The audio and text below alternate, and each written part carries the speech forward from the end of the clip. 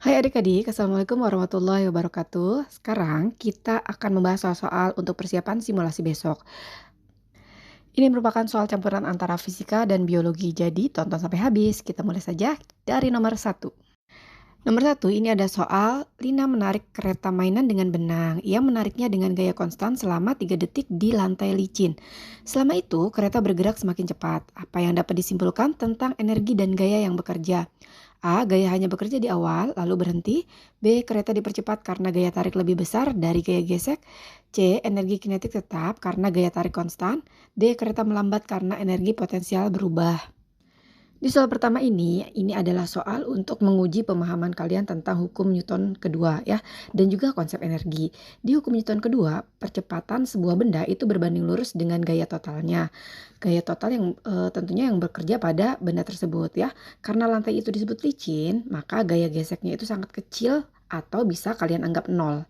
Dan Lina memberikan gaya tarik konstan, maka terdapat gaya total yang searah dengan gerak kereta. Nah, karena ada gaya total yang bekerja terus-menerus tadi selama 3 detik ya, kereta itu akan mengalami percepatan, yang artinya kecepatan kereta itu akan bertambah. Jadi bergeraknya itu akan semakin cepat. Jadi kalau kecepatannya itu bertambah, maka energi kinetiknya juga bertambah ya. Energi kinetik itu dirumuskan dengan setengah mv kuadrat gitu ya, bukan tetap. Jadi energi kinetik juga bertambah karena kecepatannya tadi bertambah. Kemudian agar, dapat dipercepat itu maka gaya tarik tadi itu harus lebih besar daripada gaya geseknya atau gaya hambatnya. Nah, pada lantai yang licin, gaya tarik Lina itu mendominasi kan sehingga kereta melaju lebih cepat. Jadi kesimpulannya untuk soal nomor ini, gaya tariknya itu lebih besar dibandingkan gaya geseknya. Jadi jawabannya yang B yang tepat, yaitu kereta dipercepat karena gaya tarik lebih besar dari gaya gesek. Yuk kita lanjutkan ke soal nomor 2. Di sebuah lapangan sekolah, Ani berdiri diam sambil memegang alat penghasil bunyi yang mengeluarkan nada dengan frekuensi tetap 600 Hz. Tiba-tiba, seorang temannya berlari melewati Ani dengan kecepatan 5 meter per sekon sambil mendengarkan suara tersebut. Kecepatan bunyi di udara adalah 340 meter per sekon. Frekuensi bunyi yang didengar teman Ani saat berlari mendekati Ani adalah A lebih kecil dari 600 Hz, B sama dengan 600 Hz, C lebih besar dari 600 Hz, dan D tidak terdengar sama sekali. Kalau kita perhatikan ya, ini merupakan soal tentang fenomena efek Doppler, yaitu perubahan frekuensi bunyi yang terdengar akibat adanya gerak relatif antara sumber bunyi dan pendengar. Tadi sumber bunyinya itu adalah Ani dan pendengarnya adalah teman Ani itu gitu ya. Nah, kalian catat ya, ini ada aturan-aturan efek Doppler. Yang pertama, jika pendengar mendekati sumber bunyi, frekuensi yang didengar akan terdengar lebih tinggi atau lebih besar dari frekuensi aslinya. Kemudian, aturan yang kedua, jika pendengar menjauhi sumber bunyi, frekuensi yang didengar akan terdengar lebih rendah atau lebih kecil dari frekuensi aslinya. Nah, di soal nomor 2 ini, teman Ani itu bertindak sebagai pendengar ya, yang berlari mendekati Ani. Nah, ingat ya, mendekati itu garis bawahi. Ani itu tadi sebagai sumber bunyi yang diam gitu ya. Nah, berdasarkan aturan di atas, frekuensi yang ditangkap oleh telinga teman Ani ini akan lebih tinggi dari 600 Hz. Jadi kita sudah dapat jawabannya yaitu yang C. Atau jika kalian ingin secara matematisnya itu bisa juga ya kalian masukkan aja ke rumus FP sama dengan dalam kurung V ditambah VP dibagi V dikali dengan Fs. Nah, dengan Fs itu merupakan frekuensi pendengar gitu ya, merupakan frekuensi bunyi yang didengar atau diterima oleh telinga pendengar. Kemudian Fs itu frekuensi dari sumber. Nah, ini merupakan frekuensi bunyi asli yang dikeluarkan oleh sumber bunyi tersebut gitu ya. V itu adalah cepat rambat bunyi di udara, yaitu sekitar 340 meter per sekon gitu ya. Kecuali disebutkan dalam soal berapa gitu baru kalian sesuaikan aja di soal. Kemudian VP itu kecepatan pendengar gitu ya. Kecepatan gerak orang yang mendengarkan bunyi. Nah, satuannya meter per sekon. Jadi kalau kalian ingin masukkan ke dalam rumus, tinggal masukkan aja ya. FP sama dengan 340 ditambah 5 dibagi 340 dikali dengan 600 ya. Itu hasilnya itu sekitar 608,8 Hz gitu ya. Jadi itu lebih besar dari 600 Hz. Jawabannya adalah yang C, yaitu lebih besar dari 600 Hz. Kemudian kita lanjut ke nomor 3. Sebuah partikel bergerak melewati plat bermuatan listrik seperti pada gambar berikut. Berdasarkan gambar di atas, pasangan lintasan yang dilalui berkas partikel dan lambang partikelnya adalah A 1E 2P 3N, B 3P 2E 1N, C 2N 1E 3P, D 2N 3E dan 1P. Kalian harus tahu ya, kunci dari jawaban atau untuk menjawab pertanyaan ini tuh adalah memahami hukum dasar kelistrikan. Jadi muatan yang berbeda itu akan tarik-menarik, maksudnya berbeda itu jika satunya positif, satunya negatif gitu ya muatannya ya. Dan muatan yang sama itu akan tolak-menolak. Di gambar, plat atas itu positif muatannya dan plat bawah itu negatif. Partikel itu akan berbelok sesuai dengan jenis muatannya. Nah, lintasan yang pertama itu kan berbelok ke atas gitu ya. Partikel itu berarti ditarik oleh plat positif. Artinya partikel tersebut bermuatan negatif. Nah, berdasarkan tabel itu adalah elektron atau lambangnya E gitu ya. Jadi 1 itu E. Kemudian lintasan yang kedua itu lurus. Nah, partikel ini tidak terpengaruh nih oleh medan listrik. Jadi dia nggak belok ke atas, nggak belok ke bawah. Nah, ini artinya adalah partikel tersebut tidak bermuatan atau disebut juga netral. Nah, netral ini kalau di tabel itu lambangnya adalah N. Jadi lintasan kedua itu N ya. Kemudian lintasan yang ketiga itu kan membeloknya ke bawah. Berarti partikel ditarik oleh plat negatif gitu. Nah, ini artinya partikel itu tersebut bermuatannya adalah positif. Berdasarkan tabel itu, positif itu adalah proton atau P. Jadi kesimpulannya, lintasan yang pertama itu adalah E, yang kedua itu N, yang ketiga itu P ya. Jadi elektron, kemudian neutron, kemudian proton. Jawabannya adalah yang C. Selanjutnya kita ke nomor 4 ya. Bagi yang nomor 3 belum paham, kalian ulangi dulu ya videonya ya.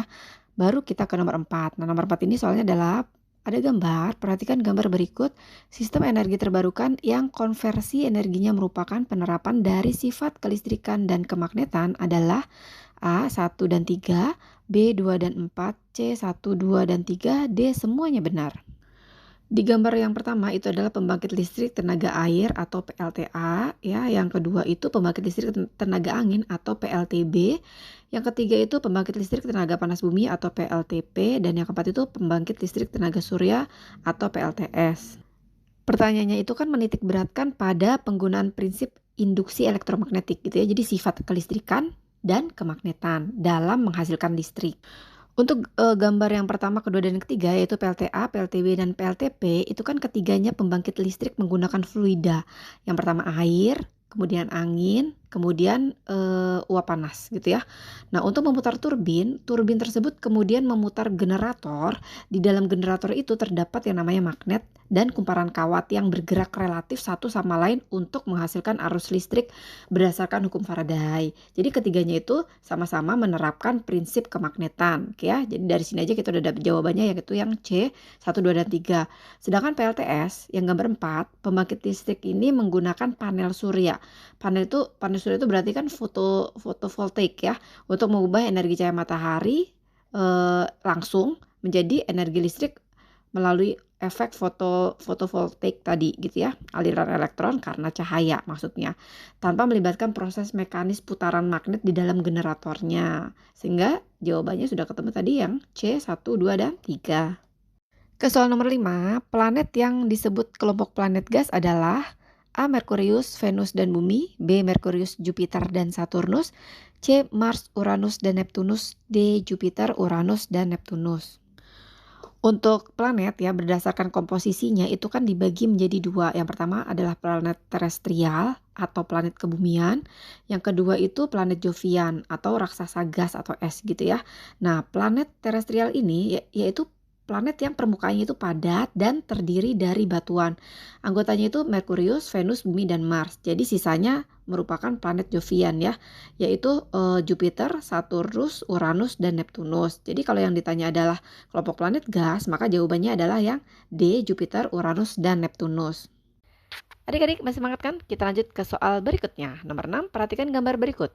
Gambar tersebut merupakan fenomena dari peristiwa A. Gerhana matahari pasang purnama atau spring tide, B. Gerhana bulan pasang purnama atau spring tide, C. Gerhana matahari pasang perbani atau neap tide, D. Gerhana bulan, pasang perbani atau nip tide.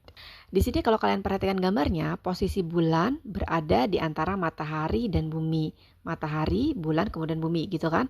Nah, cahaya matahari ke bumi itu terhalang oleh bulan sehingga bayangan bulan jatuh ke permukaan bumi. Ini adalah ciri khas dari gerhana matahari. Jadi, yang jelas ini adalah gerhana matahari ya, bukan gerhana bulan. Kemudian, pasang purnama itu terjadi ketika matahari, bulan, dan bumi itu berada dalam satu garis lurus, konjungsi atau oposisi gitu ya. Nah, pada posisi lurus seperti di gambar, gaya gravitasi matahari dan bulan itu bekerja bersama-sama menarik air laut di bumi ke arah yang sama. Nah, hal ini tuh menyebabkan kenaikan air laut itu sangat tinggi atau bisa pasang maksimum gitu ya. Dan juga surut yang sangat rendah atau surutnya maksimum.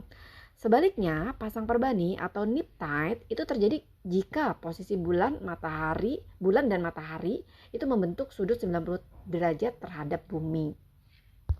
Jadi di sini karena posisi benda langit itu berada dalam satu garis lurus dengan bulan di tengah, maka fenomena tersebut adalah gerhana matahari yang disertai dengan pasang purnama. Jawaban yang tepat adalah yang A. Sekarang kita ke soal nomor 7 ya. Kondisi permukaan panas bumi adalah indikator alami dari adanya sistem panas bumi di bawah permukaan. Fenomenanya seperti ditunjukkan pada gambar. Jadi di sini ada 4 gambar ya, kalian perhatikan. Disebut apakah celah atau ventilasi di permukaan bumi yang mengeluarkan gas dan uap panas, terutama uap air dan gas vulkanik seperti karbon dioksida dan hidrogen sulfida, yang menandakan adanya aktivitas vulkanik dan aliran panas dari reservoir panas bumi ke permukaan. A. Mata air panas atau hot springs. B. Fumarole atau uap panas. C. Mud pool atau kolam lumpur panas. D. Geyser. Untuk mata air panas sendiri, itu terjadi ketika air tanah yang dipanaskan secara geotermal itu keluar ke permukaan tanah. Nah, ini berupa air cair ya, jadi bukan sekedar uap atau gas. Kemudian kalau fumarole sendiri itu adalah lubang atau celah di kerak bumi yang mengeluarkan uap air dan gas-gas vulkanik. Gas-gasnya bisa juga seperti karbon dioksida atau sulfur dioksida, asam klorida, dan hidrogen sulfida seperti tadi dideskripsikan di soal ya. Jadi sudah jelas nih jawaban soal untuk nomor 7 ini adalah yang B. Kalau mud pool itu jenis mata air panas atau fumarole yang terbatas ketersediaan airnya. Jadi airnya itu sedikit karena bercampur dengan abu vulkanik dan juga tanah yang berlumpur gitu ya. Tanahnya itu membentuk lumpur gitu ya, yang mendidih dan juga meletup itu karena tekanan gasnya. Kemudian kalau geyser itu mata air panas juga menyemburkan air dan uap gitu secara periodik ke udara. Dikarenakan tekanan uap airnya yang ada di bawah itu sangat besar gitu ya. Jadi jawaban yang tepat untuk nomor 7 ini adalah yang B, fumarole. Kita ke nomor 8. Ayo, masih semangat kan belajarnya kalian? Nih, nomor 8 ini soalnya adalah sebuah papan kayu panjang diletakkan di atas sebuah batu kecil sebagai tumpuan. Jadi ini ada titik tumpu, kemudian beban gitu ya. Di salah satu ujung papan terdapat batu besar sebagai beban. Pada sisi lainnya, Benny menekan tongkat ke bawah untuk mencoba mengangkat batu dengan dua kondisi.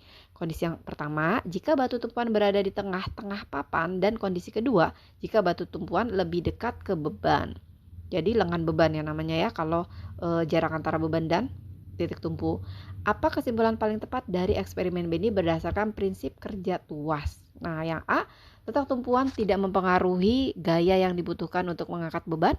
B, beban menjadi lebih ringan jika didekati oleh tumpuan. C, makin dekat tumpuan ke beban, makin kecil gaya yang dibutuhkan karena lengan kuasa lebih panjang. D, batu lebih mudah terangkat karena papan menjadi lebih elastis saat ditekan dari jauh. Soal ini bisa kalian jawab ya dengan menggunakan rumus keseimbangan tuas, yaitu beban dikali lengan beban sama dengan gaya dikali dengan lengan kuasa.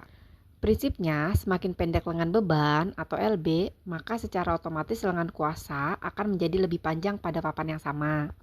Nah, untuk menghitung keuntungan mekanisnya, kalian bisa bagi nih lengan kuasa dibagi dengan lengan beban. Jadi semakin besar nilai lengan kuasanya dibandingkan lengan beban, itu akan semakin besar keuntungan mekanisnya. Oke, jadi kalau keuntungan mekanisnya besar, maka gaya yang diperlukan untuk mengangkat beban itu kan akan semakin kecil. Nah, ini keuntungannya nih ya. Jadi saat tumpuan itu digeser mendekati beban, itu yang kondisi kedua tadi, lengan beban itu akan menjadi sangat pendek dan lengan kuasa menjadi sangat panjang. Nah, hal ini tuh membuat pekerjaan si Benny itu terasa akan jauh lebih ringan dong. Sehingga jawaban yang benar adalah yang C, karena dia sesuai dengan hukum tuas ya, memperpanjang lengan kuasa, yaitu dengan cara mendekatkan tumpuan ke beban, itu akan memperkecil gaya kuasa yang diperlukan. Sedangkan jawabannya A, B, dan D itu salah ya. Di soal nomor 9, nah nomor 9 ini kita masuk ke soal biologinya ya, tadi itu semuanya adalah soal fisika. Tumbuhan talas memiliki lapisan lilin pada bagian daunnya yang bertujuan untuk A. Mengurangi transpirasi, B. Mengurangi gutasi, C. Meningkatkan transpirasi, dan D. Mengurangi gutasi. Nah, kalau saya nggak salah ingat nih, soal ini pernah saya bahas juga ya. Jadi, lapisan lilin atau kutikula pada daun tumbuhan itu termasuk talas juga, itu sifatnya kedap air. Nah, fungsi utamanya adalah untuk mencegah penguapan air yang berlebihan dari permukaan daun ke atmosfer. Nah, proses ini disebut transpirasi. Hal ini sangat penting agar tumbuhan itu tidak cepat layu ya. Jadi dia nggak cepat kekurangan air gitu ya. Terutama saat cuaca panas. Sehingga jawaban yang tepat untuk nomor 9 ini adalah yang A, mengurangi transpirasi. Soal berikutnya adalah soal nomor 10. Perhatikan gambar berikut. Batang tumbuhan dikotil akan memulai pertumbuhan sekunder dan membesar pada bagian nomor A1, B2, C3, dan D4. Sekarang kalian perhatikan ya gambar nomor 1. Nah, nomor 1 ini adalah kambium. Garis atau lapisan yang berada di antara pembuluh angkut, silem, dan flum. Kambium adalah jaringan meristem lateral yang bertanggung jawab atas pertumbuhan sekunder. Sehingga jawaban yang betul adalah yang A ya. Nah, aktivitas kambium ini ke arah luar membentuk flum, sedangkan ke arah dalam itu membentuk silem ya, yang menyebabkan batang bertambah besar. Kemudian diameternya batang itu jadi lebih besar gitu ya, lebih meningkat dari sebelumnya. Sedangkan nomor 2 itu silem. Silem itu bagian dalam dari ikatan pembuluh yang berfungsi mengangkut air dan mineral. Tapi kalau flum kan mengangkut hasil fotosintesis ke seluruh tumbuh-tumbuhan kan. Nah, untuk nomor 3 itu namanya empulur ya. Empulur itu bagian pusat batang yang fungsinya sebagai tempat penyimpanan cadangan makanan. Kemudian nomor 4 itu epidermis ya atau korteks. Itu merupakan lapisan terluar yang berfungsi sebagai pelindung. Jadi nomor 10 ini jawaban yang betul adalah nomor 1 yang A. Nah, itu dia video terbaru dari saya. Makasih banget ya buat kalian yang sudah menonton sampai habis. Semoga video ini membantu kalian. Saya doakan juga yang sudah menonton video ini hingga akhir. Semoga simulasi kalian sukses besar dan berjalan lancar sesuai harapan kalian. Jangan lupa tinggalkan jejak di kolom komentar kalau ada pertanyaan. Assalamualaikum warahmatullahi wabarakatuh. See you.